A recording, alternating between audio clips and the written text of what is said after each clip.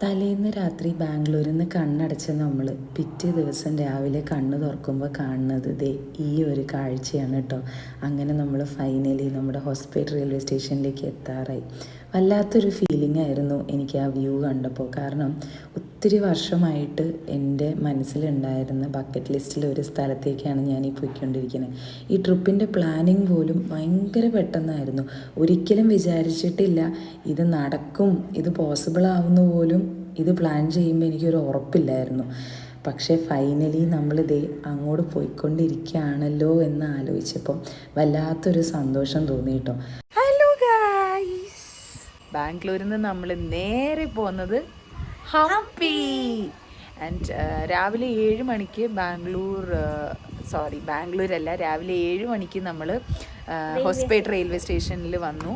അവിടെ നിന്ന് നമ്മുടെ ഒരു ഹോം സ്റ്റേ ആണ് കേട്ടോ ഞാൻ ബുക്ക് ചെയ്തിട്ടുണ്ടായിരുന്നത്. അപ്പം നമ്മുടെ ഹോം സ്റ്റേയിൽ നിന്ന് തന്നെ ഒരു ഓട്ടോച്ചേട്ടനെ വിട്ടിട്ടുണ്ടായിരുന്നു റെയിൽവേ സ്റ്റേഷനിലേക്ക്. അപ്പോൾ അവിടെ നിന്ന് നമ്മൾ നേരെ ഹോം സ്റ്റേയിലേക്ക് വന്നു.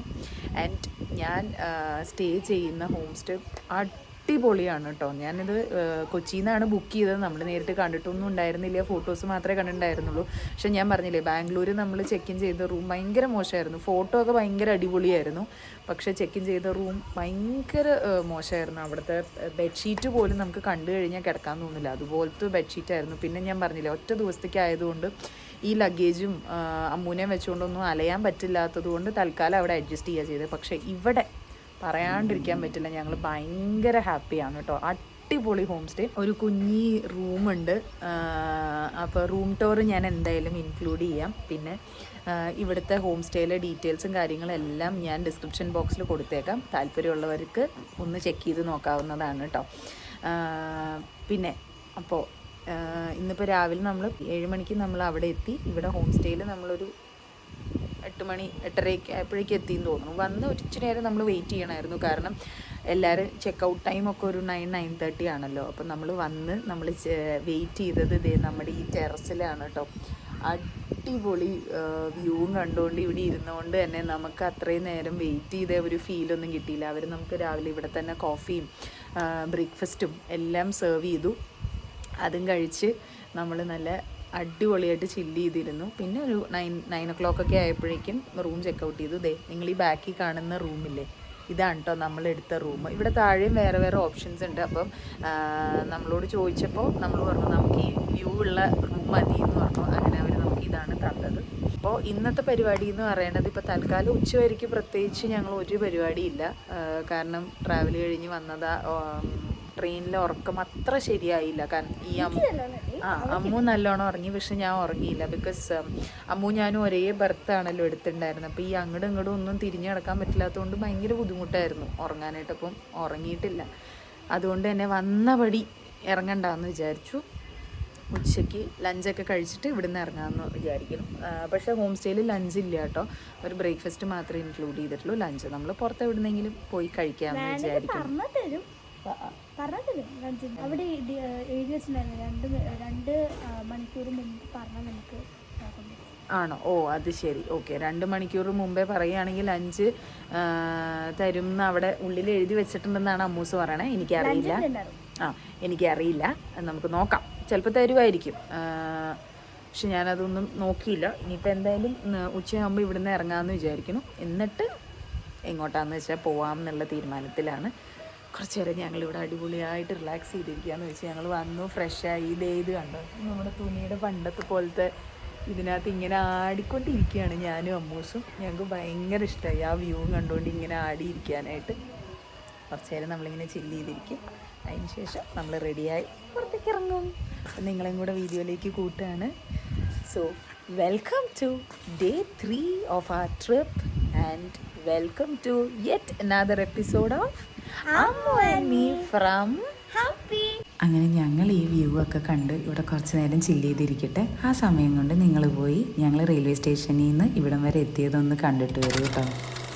അങ്ങനെ ഹോസ്പിറ്റൽ റെയിൽവേ സ്റ്റേഷനിൽ എത്തിയിട്ടോ. നമ്മൾ ബുക്ക് ചെയ്തിരുന്ന ഹോം സ്റ്റേയിൽ നിന്ന് അവരൊരു ഓട്ടോ ചേട്ടനെ സ്റ്റേഷനിലേക്ക് വിടാമെന്ന് പറഞ്ഞിട്ടുണ്ടായിരുന്നു. അപ്പോൾ ആ ചേട്ടൻ കറക്റ്റായിട്ട് റെയിൽവേ സ്റ്റേഷനിൽ എത്തിയിട്ടുണ്ടായിരുന്നു കേട്ടോ. നമ്മളിതേ പുള്ളിയുടെ ഓട്ടോയിൽ കയറിയിട്ട് പോയിക്കൊണ്ടിരിക്കുകയാണ്. ഇപ്പം നിങ്ങൾക്കും ഹംപിയിൽ പോകണമെങ്കിൽ നമുക്കിവിടെ എറണാകുളത്ത് നിന്ന് നേരെ ട്രെയിനില്ല ഹംപി പോകാനായിട്ട്. അപ്പം നമുക്ക് എടുക്കാവുന്ന ഒരു പോസിബിൾ റൂട്ടാണ് ഇത്. ഒരു പോസിബിൾ റൂട്ട് മാത്രമാണ് കേട്ടോ. നേരെ ഇവിടെ നിന്ന് ഹൊസ്പേട്ടിലേക്ക് ഒരു ട്രെയിൻ എടുക്കുക. അവിടെ നിന്ന് നമുക്ക് ഹംപിയിലേക്ക് ഏകദേശം ഒരു 13 കിലോമീറ്റർ വരും. അപ്പോൾ ഒന്നില്ലെങ്കിൽ നമുക്ക് ബസ് വഴി പോകാം, ഇല്ലെങ്കിൽ നമുക്ക് ഇതുപോലെ ഓട്ടോയിൽ പോകാവുന്നതാണ്. അപ്പം ഞങ്ങൾക്ക് ഏകദേശം ഒരു അരമണിക്കൂറൊക്കെ എടുത്തു ഹംപിയിലേക്ക് എത്താൻ വേണ്ടി. അങ്ങനെ നമ്മൾ ഫൈനലി ഹംപിയിലേക്ക് എൻ്റർ ചെയ്തുകൊണ്ടിരിക്കുകയാണ്. ആൻഡ് ഹോം സ്റ്റേയിലേക്കാണ് കേട്ടോ നമ്മൾ നേരെ പോകുന്നത്. ഇപ്പോൾ ഏകദേശം രാവിലെ ഒരു 8 മണിയൊക്കെ ആയെന്ന് തോന്നുന്നു. ഇതായിരുന്നു ഞാൻ ബുക്ക് ചെയ്തിട്ടുണ്ടായിരുന്ന ഹോം സ്റ്റേ. ഈ ഹോം സ്റ്റേയിലേക്ക് വേണ്ടിയിട്ട് സ്ഥിരം ഓടുന്ന ചേട്ടനാണെന്ന് തോന്നണം കേട്ടോ ഇത്. എനിക്ക് അങ്ങനെയാണ് പുള്ളിയുടെ സംസാരത്തിൽ നിന്ന് മനസ്സിലായത്. അങ്ങനെ നമ്മൾ നേരെ കയറി. ഇപ്പം നമ്മൾ നിൽക്കുന്നത് അവരുടെ ടെറസിലാണ് കേട്ടോ. കാരണം റൂംസ് ചെക്കൗട്ട് ആവാൻ ഏകദേശം ഒരു 9:30-10 മണിയൊക്കെ ആവുമല്ലോ. നമ്മൾ ഇത്തിരി നേരത്തെ എത്തിയിരിക്കും. ഒരു 8-8:30 ആയപ്പോഴേക്കും അവിടെ എത്തി. പക്ഷെ നല്ലൊരു വെൽക്കമിങ് ആയിരുന്നു അവർ. നമുക്ക് മുകളിൽ തന്നെ ബ്രേക്ക്ഫാസ്റ്റും കോഫിയും ഒക്കെ തന്നു കേട്ടോ. ശരിക്കും പറഞ്ഞാൽ നമ്മൾ ചെക്കിൻ പോലും ചെയ്തിട്ടില്ല ടെക്നിക്കലി. പക്ഷേ അവർ ഭയങ്കര സ്വീറ്റ് ആൾക്കാരായിരുന്നു. അപ്പോൾ അതുകൊണ്ട് തന്നെ അവർ നമുക്ക് ഫുഡൊക്കെ സെർവ് ചെയ്തിട്ടുണ്ടായിരുന്നു. ഫുഡ് വന്നത് കണ്ടപ്പോൾ തന്നെ എൻ്റെ അമ്മൂൻ്റെയും കണ്ണ് തള്ളിപ്പോയി. കാരണം എനിക്ക് തോന്നുന്നു ജീവിതത്തിൽ ഞാനിങ്ങനെ 5 ഇഡ്ഡലി ഒന്നും തിന്നിട്ടുണ്ടാവില്ല. പക്ഷെ എന്താണെന്നറിയില്ല, കണ്ടപ്പോൾ എങ്ങനെ തിന്നുന്ന ഓർത്തെങ്കിലും ഞാനത് മുഴുവനും കഴിച്ചു കേട്ടോ. കാരണം നല്ല വിശപ്പുണ്ടായിരുന്നു. അതുമാത്രമല്ല നല്ല ടേസ്റ്റ് ഉണ്ടായിരുന്നു. ഞാൻ താമസിക്കുന്ന ആ ഹോം സ്റ്റേയിലെ ആ ചേട്ടൻ്റെ വൈഫ് തന്നെയാണ് കേട്ടോ എല്ലാം കുക്ക് ചെയ്യുന്നത്. ഇനി അങ്ങോട്ടാണെങ്കിലും ഞാൻ നിങ്ങൾക്ക് കാണിച്ചു തരാം. എല്ലാ ഫുഡും ഭയങ്കര ടേസ്റ്റി ആയിരുന്നു. നമുക്ക് ഭയങ്കര ഒരു ഹോംലി ഫീലിംഗ് ആയിരുന്നു. അപ്പോൾ അമ്മ ഇങ്ങനെ എന്നോട് ചോദിക്കുമായിരുന്നു, അമ്മ ഈ സ്പൂൺ വെച്ച് എങ്ങനെയാണ് ഇഡ്ഡലി കഴിക്കുക?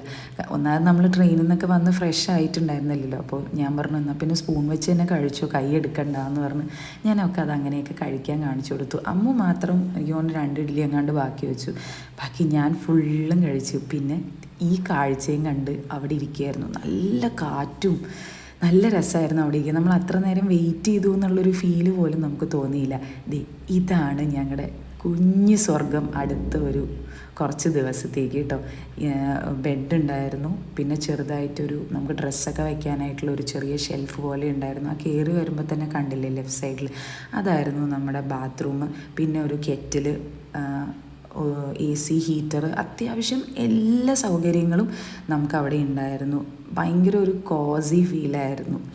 ഞങ്ങൾക്ക് ഭയങ്കരമായിട്ട് ഇഷ്ടപ്പെട്ടു. കാരണം ഈ ബാംഗ്ലൂരിലെ മുറിയിൽ നിന്ന് ഞങ്ങൾ ഇങ്ങോട്ട് വന്നു കഴിഞ്ഞപ്പോൾ ഉണ്ടല്ലോ, ഞങ്ങൾക്ക് എന്താണെന്നറിയില്ല, ഭയങ്കരമായിട്ട് ഇഷ്ടപ്പെട്ടു. ഇത്രയും അടിപൊളിയായിരിക്കുന്നു ഒരിക്കലും ഞാൻ എറണാകുളത്ത് നിന്ന് ബുക്ക് ചെയ്ത് കഴിഞ്ഞപ്പോൾ വിചാരിച്ചില്ല. അങ്ങനെ കുറച്ച് നേരമൊക്കെ അവിടെ സമാധാനമായിട്ട് ഇരുന്നെങ്കിലും ആ സമാധാനം മുഴുവനും പെട്ടെന്ന് പോയിട്ടോ. കാരണം വളരെ പെട്ടെന്ന് റെഡിയായിട്ട് ഇറങ്ങേണ്ടി വന്നു. നമുക്ക് വണ്ടിയൊക്കെ കിട്ടാൻ അവിടെ കുറച്ച് ബുദ്ധിമുട്ടാണ്. നമ്മൾ രാവിലെ റെയിൽവേ സ്റ്റേഷനിൽ നിന്ന് കൊണ്ടുവന്ന ചേട്ടനെ വിളിച്ചിട്ട് നമ്മളെ ഒന്ന് ഡ്രോപ്പ് ചെയ്യാമോ എന്ന് ചോദിച്ചപ്പോൾ പുള്ളിക്ക് ഒട്ടും സമയം ഉണ്ടായിരുന്നില്ല എന്നാണ് പറഞ്ഞത്.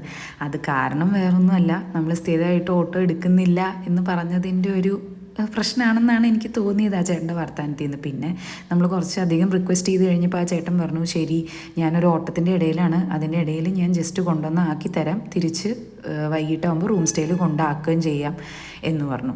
അങ്ങനെ നമ്മളിതേ പോവുകയാണ് നമ്മുടെ സ്ഥലം കാണാനായിട്ട്. അപ്പോൾ ആ ചേട്ടൻ എനിക്ക് ലെഫ്റ്റിലും റൈറ്റിലും ഉള്ള സ്ഥലങ്ങൾ ഏതൊക്കെയാണെന്നൊക്കെ പറഞ്ഞു തന്നു. പിന്നെ ഫുഡ് കഴിച്ചിട്ടില്ല, ലഞ്ച് കഴിച്ചില്ല എന്ന് പറഞ്ഞപ്പം കഴിക്കാൻ പറ്റിയ ഒരു റെസ്റ്റോറൻറ്റൊക്കെ നമുക്ക് സജസ്റ്റ് ചെയ്തായിരുന്നു കേട്ടോ. എന്തായാലും സ്ഥലം കാണുന്നതിന് മുമ്പേ ആദ്യം വയറ് നിറച്ചിട്ടേ പോകാൻ ഉദ്ദേശിക്കുന്നുള്ളൂ.